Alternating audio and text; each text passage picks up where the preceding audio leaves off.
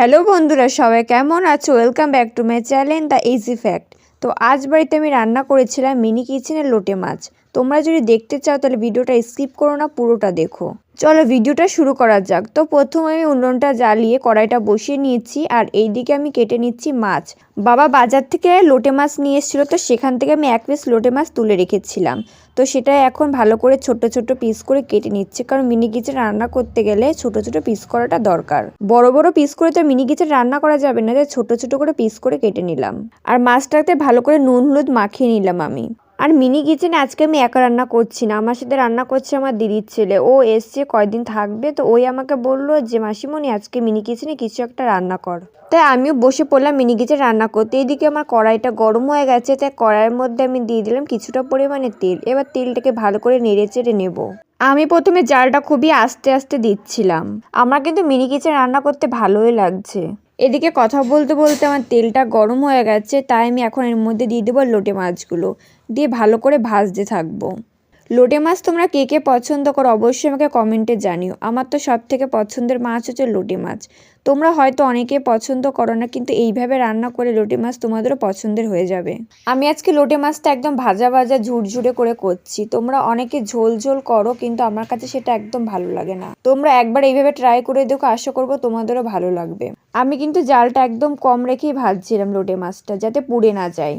তারপর কিছুক্ষণ নাড়াচাড়া পরে আমি আরও কিছু পাতকাঠি দিয়ে জালটাকে ভালো করে ধরিয়ে নিলাম। দেখো লোটে মাছ থেকে অনেকটা পরিমাণে জল বেরিয়েছে, আমি এখন নেড়ে চেড়ে জলটাকে ভালো করে টেনে নেব। আমি যেহেতু মিনি কিচেনে রান্না করছি, তাই জাল আমি বেশি জোরে দিচ্ছি না, আস্তে আস্তে জাল দিচ্ছি। আর এইদিকে আমার দিদি ছিল চারপাশ দিয়ে পাতকাঠি দিচ্ছে।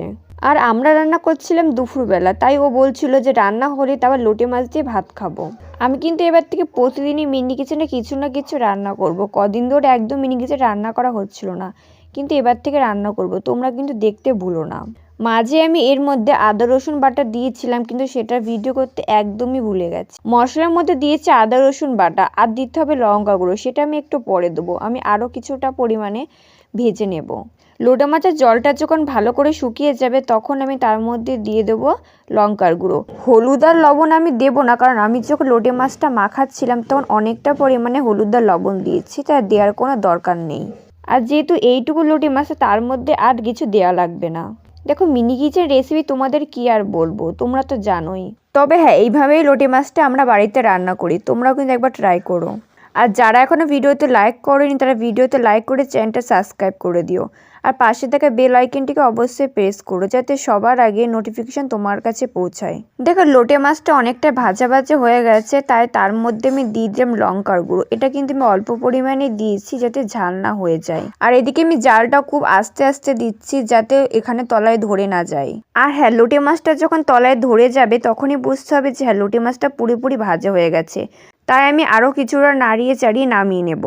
আজকের রেসিপিটা তোমাদের কাছে কেমন লেগেছে অবশ্যই কমেন্ট করে জানিও। আর এরপর তোমরা মিনি কিচেনে কী কী রান্না দেখতে চাও সেটাও কমেন্ট করে জানিও, তাহলে পরবর্তীতে আমি সেই রান্না করার চেষ্টা করব।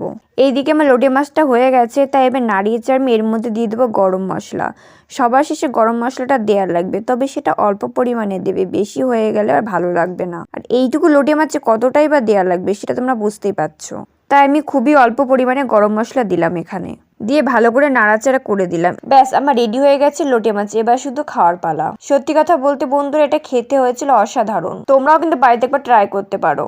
আর ভিডিওটা ভালো লাগলে একটা লাইক কমেন্ট শেয়ার আর চ্যানেল সাবস্ক্রাইব করে আমার পাশে থেকো। আজকের ভিডিওটা এই পর্যন্ত, দেখা হয় পরের ভিডিওতে। ততক্ষণ পর্যন্ত সবাই সুস্থ থেকো, ভালো থেকো, বাই।